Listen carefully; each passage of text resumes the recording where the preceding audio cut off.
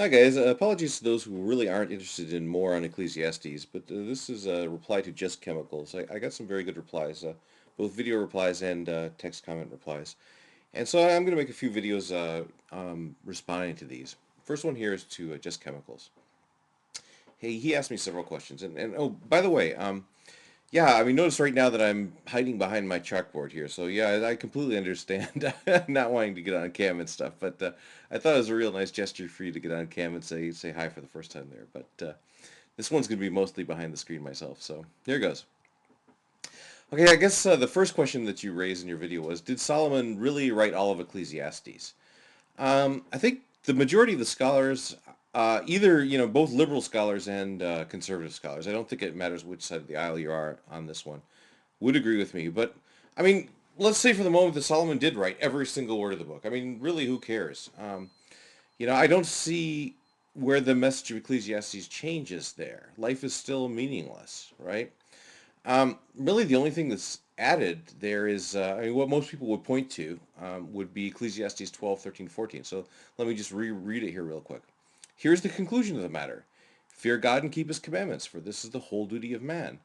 For God will bring every deed into judgment, including every hidden thing, whether it is good or evil. We will be judged, okay? Sure, we'll be judged, right? But this doesn't give us meaning. I don't see how this gives us meaning, right? So the question is, how can we be judged and still have no meaning? Well, consider a scat competition, scat singing. I'll play a little bit of scat singing here from Ella Fitzgerald.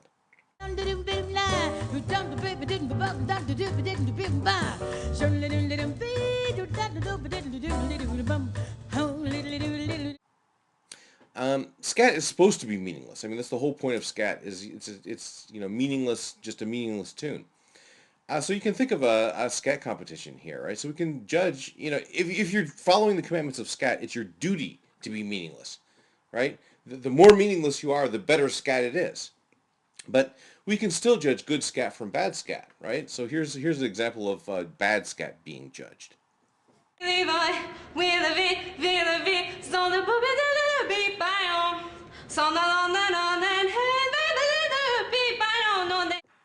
Yeah. So anyway, in short, I mean, I really don't think it matters really who wrote this book or which part of this book was written by Solomon, which part was written by anybody else.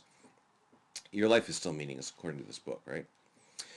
Next point you make, meaningless is being under the sun, as basically saying that we shouldn't look for meaning on this earth. We should look for meaning beyond the earth. I'll go along with that, sure. But the thing to note is that the teacher believes that under the sun is where we're at. The reason the teacher is always saying this phrase is he doesn't think we're going anyplace else. There is absolutely no promise in Ecclesiastes of everlasting life or even consciousness or knowledge beyond death at all. Okay, let me just follow up on this. Ecclesiastes 9:5. For the living know that they will have to die, but the dead know nothing. They have no further reward. I mean, it just blatantly says there, the dead know nothing. There's no consciousness, no knowledge. Ecclesiastes 9:10. Whatever your hand finds to do, do it with all your might. For in the grave where you are going, there is neither working, nor planning, nor knowledge, nor wisdom. Man, I can still, I always hear the voice of my father ringing in my head whenever I read this text. This is one of his favorite ones to incite me to be more fastidious, I guess. I, I'll follow up some more. Ecclesiastes 3:9. Man's fate is like the animals. The same fate awaits them both. As one dies, so dies the other. All have the same breath. Man has no advantage over the animal. Everything is meaningless. All go to the same place. All come from dust, and to dust all return. Who knows if the spirit of man rises upward, and the spirit of animal goes down to the earth?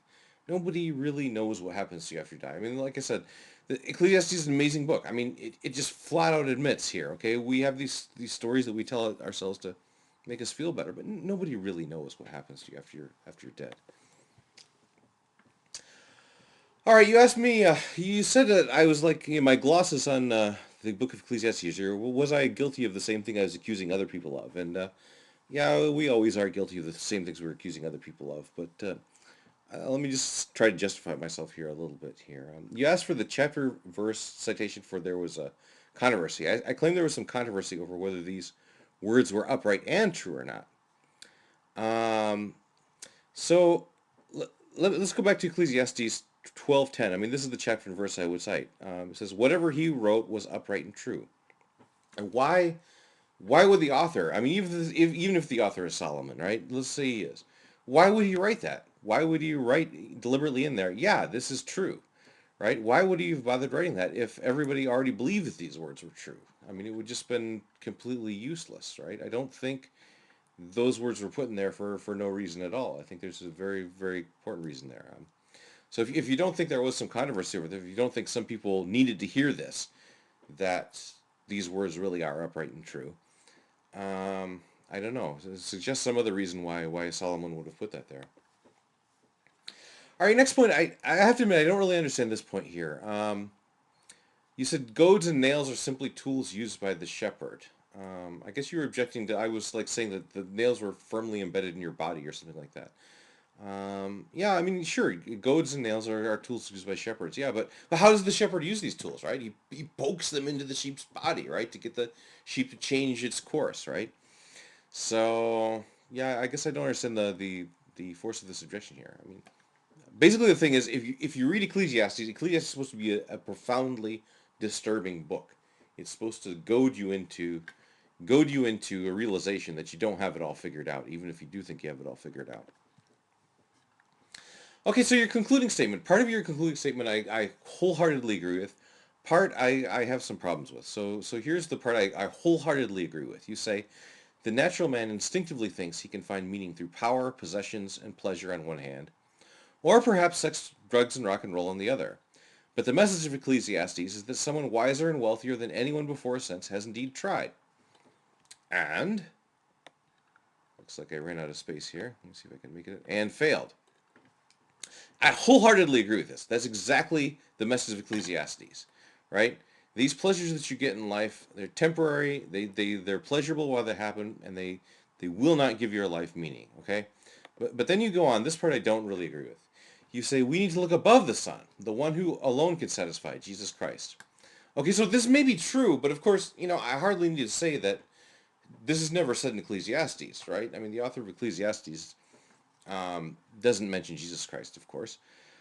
In fact, the message of Ecclesiastes, if you just read the book of Ecclesiastes, seems to be quite the contrary. The message seems to be enjoy sex, drugs, and rock and roll in the proper measure for as long as you can before you die, right? Let's read some verses on this one. Ecclesiastes 8:15. So I commend the enjoyment of life, because nothing is better for a man under the sun than to eat and drink and be merry. Ecclesiastes 7:16. Do not be overrighteous, neither overwise. Why destroy yourself? This is an amazing, amazing verse to find in the Bible. Don't take this stuff too seriously, man. Verse 17. Do not be over wicked, and do not be a fool. Why die before your time? The man who fears God will avoid all extremes. So basically, I mean, it very much seems to me that in Sunday school they always tell you that the message is look above the sun or this kind of stuff, but I don't think you'll find that in the book of Ecclesiastes. I mean, it might be right that other parts of the Bible say this, but if you just focus on the book of Ecclesiastes, I don't think you'll find it there. So at any rate, let's give the last word to Ella Fitzgerald.